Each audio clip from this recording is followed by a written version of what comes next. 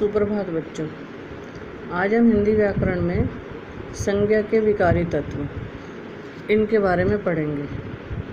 विकारी का मतलब होता है परिवर्तन होना, कि संज्ञा में किस किस कारण से परिवर्तन हो सकता है।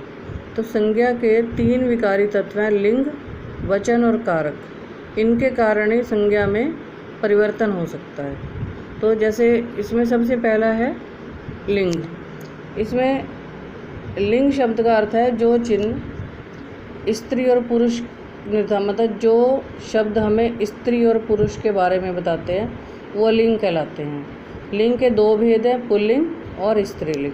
जैसे ये है नौकर, बैल और लड़का, ये तीनों पुल्लिंग के शब्द हैं। और लड़की, नदी और लता, ये जो हैं तीनों ये स्त्रीलिंग के नाम हैं।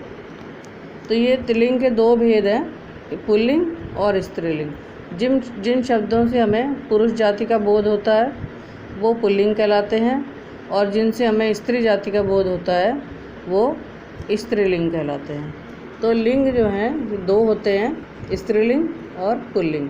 ये संज्ञा का सबसे पहला विकारी तत्व है। इसमें 3 तत्व मैंने बताए आपको, लिंग, वचन और कारक। तो ये तीन में सबसे पहला लिंग है, जिसके कारण से संज्ञा में हम परिवर्तन कर सकते हैं। जैसे लड़का से लड़की, पुरुष से स्त्री।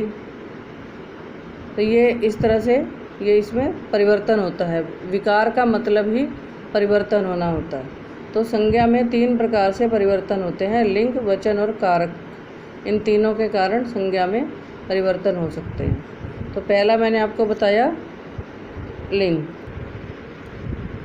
जितने भी पर्वत, सागर, देश, पेड़, महीने, धातु, तारे, ग्रह, नक्षत्र जो होते हैं, रत्न, शरीर के अंग, ये सभी नाम जो हैं ये पुल्लिंग में आते हैं। और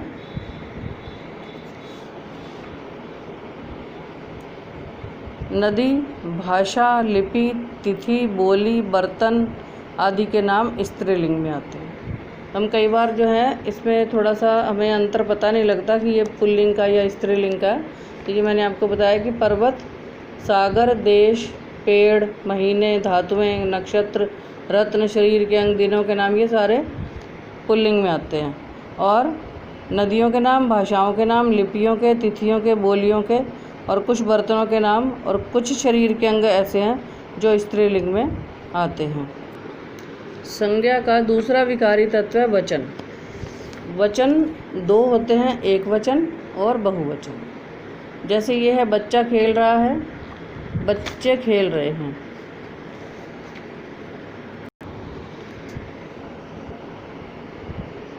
शेर जा रहा है, शेर जा रहे हैं। बालिका नृत्य कर रही है, बालिकाएं नृत्य कर रहे हैं। ये वचन भी 2 ही होते हैं। जैसे लिंग मैंने आपको बताए 2 होते हैं, ऐसे वचन भी 2 होते हैं, एक वचन और बहुवचन। संस्कृत में हमने 3 वचन पढ़ रखे हैं, लेकिन हिंदी में 2 ही वचन होते हैं, एक वचन और बहुवचन। तो इस तरह से ये संज्ञा का दूसरा विकारी तत्व है वचन। संज्ञा शब्द के जिस रूप से एक या एक से अधिक का बोध होता है उसे वचन कहते हैं।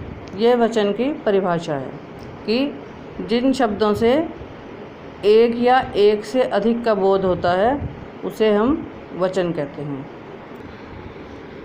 तीसरा विकारी तत्व है कारक।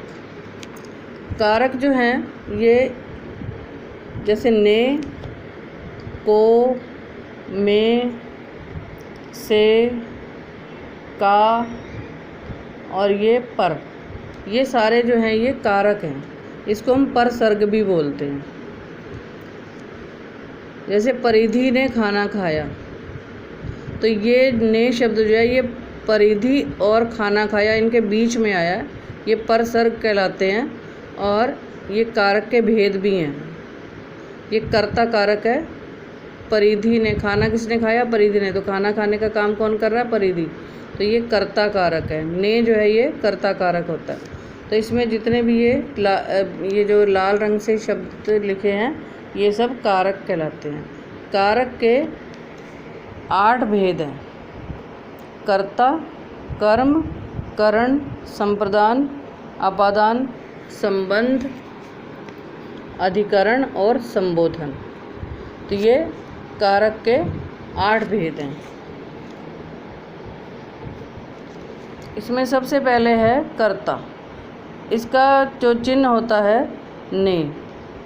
कर्ता ने कर्म को, इसकी पहचान यही है कि कर्ता कारक में ने आता है कर्म को करण से के द्वारा, संप्रदान को या के लिए, अपादान से संबंध का के की, और आगे है ये अधिकरण में और पर, और 8वां है संबोधन हे, अरे, ओ आदि। ये कारक हैं सारे। तो इस प्रकार से मैंने आपको बताया कि संज्ञा का तीसरा विकारी तत्व है कारक।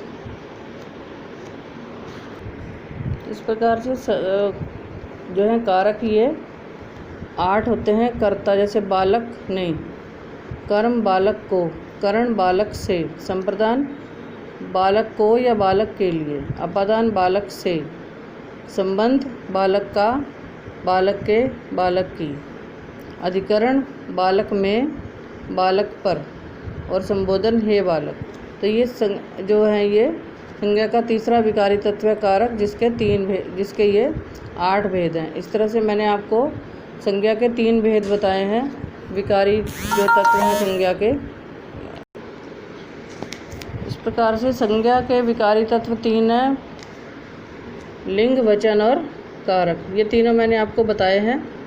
तो वैसे तो ये 3 चैप्टर हैं अलग अलग, लेकिन हमें इसको बहुत ज़्यादा डिटेल में नहीं करना है, इसलिए आपको मैंने इसके बारे में संक्षेप में बता दिया कि संज्ञा के विकारी तत्व कौन कौन से हैं।